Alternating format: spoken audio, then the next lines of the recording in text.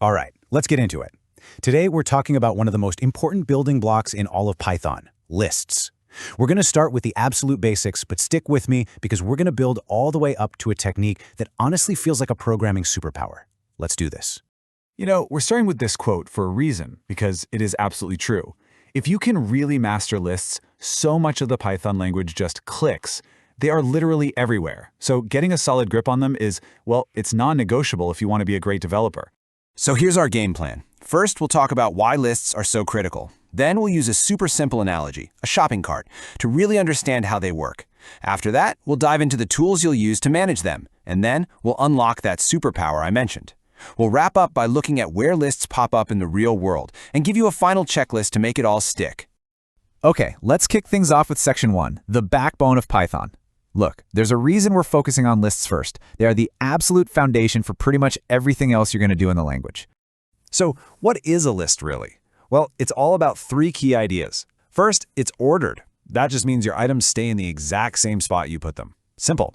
Second, it's mutable, and that's a huge one. It means you can change the list after you've made it. You can add things, remove things, swap them around, and finally, it's dynamic, meaning it can grow and shrink on the fly. And honestly, the best way to get your head around all this is to just think of a shopping cart, right? The items stay in the order you toss them in. You can always add more stuff or decide you don't want something and take it out. That makes it changeable or mutable. And of course, your cart can be almost empty or totally overflowing. That's the dynamic part. This one simple idea is going to be our key to everything. So for this next section, we're going to stick with this shopping cart idea. Let's actually explore how we find and grab the specific items we've already put inside our list. And this brings us to what is, without a doubt, the single most important rule for beginners. In Python and a lot of other programming languages, we start counting from 0. That's right, the very first item in your cart isn't in position 1, it's in position 0. The second item is in position 1, the third is in position 2, and so on. This is called zero-based indexing, and I promise you, remembering this will save you so many headaches. All right, so you've got your cart, you've got items in it. Now what? You need tools to actually manage everything, right? Well, Python gives us this awesome set of methods that let us do just that. Think of these as all the actions you can perform on your shopping cart. When you're adding items, you've basically got 3 main options. Using append is like tossing a new item into the cart. It just lands at the very end. Insert is way more precise. That's like carefully squeezing an item between 2 others that are already in there. And then there's extend. That's like grabbing someone else's entire shopping basket and just dumping all their items straight into yours. Now, for taking things out, the big difference is how you tell Python what to get rid of. With remove, you tell it the item's value, like, hey, remove the apples. With pop, you tell it the item's position, like, get rid of whatever is at index 0. And a really cool thing about pop is that it actually hands the item back to you just in case you need to use it for something else. Oh, and this slide, this is super important. Let's talk sorting. The .sort method, it reorganizes the items right there inside your original list. It actually changes it forever. The sorted function, on the other hand, leaves your original list completely alone and just gives you a brand new sorted copy. So why would you pick one over the other? Well, you use .sort when you don't care about the original order anymore, and maybe you want to save a little memory. But you use sorted when you absolutely need to keep that original list intact for later. Okay, you've got the fundamentals down. Now for the really fun part. Section 4 is where we unlock that Python superpower I've been talking about. We're about to dive into something called list comprehensions, and they are more efficient, way more readable, and honestly, they just make your code look so much more professional. So, we know how to build a list by adding items one by one, but what if you need to create a new list based on an old one? Like, say you want a list of the squares of a bunch of numbers. You could do it the normal way, but what if there's a better, more elegant way to do it? And boom, here it is. On the left, you've got your classic for loop.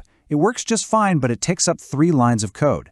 On the right, that's the list comprehension. It does the exact same thing, but in one single, clean, beautiful line. It basically says, give me a new list with n squared for every n in my original numbers list. It's fast, it's concise, and it's what developers call Pythonic. It's not just code that works, it's code that's written in a clean, clear style that other Python programmers can instantly understand. So now that we have these awesome skills, where do they actually show up? Let's get into section 5 and connect this all back to the real world. Because this isn't just some academic exercise. Lists are the bedrock of countless applications you probably use every day. I mean, just think about it. What is a to-do app? At its core, it's just a list of text strings, right? Each one is a task. An e-commerce shopping cart? That is literally a list of products. A program that analyzes student grades is probably going to store all those grades in a list so it can calculate things like the average. See? Once you start looking, you see them absolutely everywhere. All right, let's start to wrap this up with our final section, your final checklist.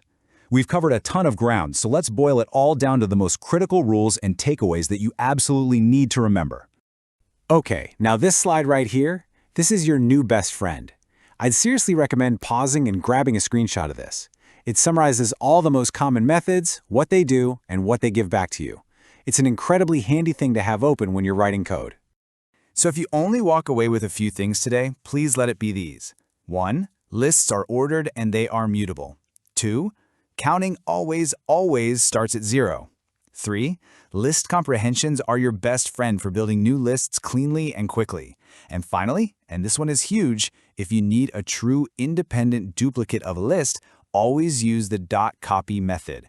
If you just say new list equals old list, any change you make to one will also happen to the other. Copy prevents that. And that's really it. You now have a solid foundation in the single most important data structure in all of Python. You get the rules, you have the tools, and you've even unlocked a genuine superpower. So the only question left is, what are you going to build with it? Thanks so much